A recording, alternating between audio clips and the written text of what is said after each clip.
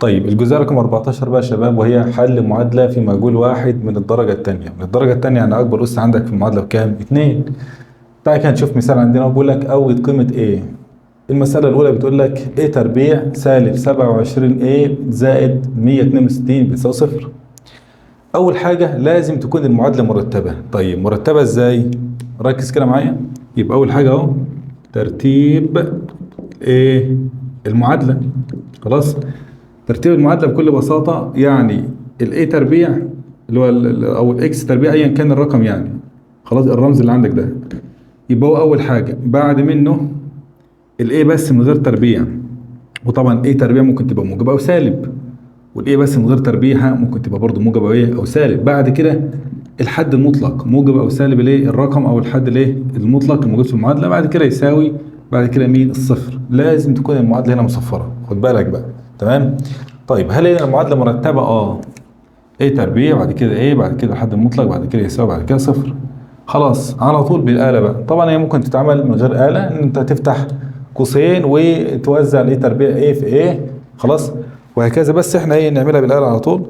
على التكه على طول تضغط مود 5 3. تمام، يبقى بآلتك ايه مود 5 3. برضو تحط لي برضو ليه تدخل المعاملات بتاعت المعادله.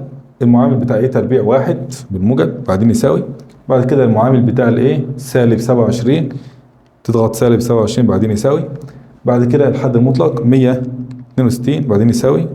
خلاص بعد كده كمان يساوي طبعا الصفر مش هتدخله بقى هنا. خد بالك انت في التالت معادله كنا بندخل الصفر لان الصفر كان حد مطلق هناك. خلاص كده. طيب هيديك قيمه اكس واحد واكس 2 لان هنا قيمه الايه بيبقى لها ايه قيمتين. خلاص كده.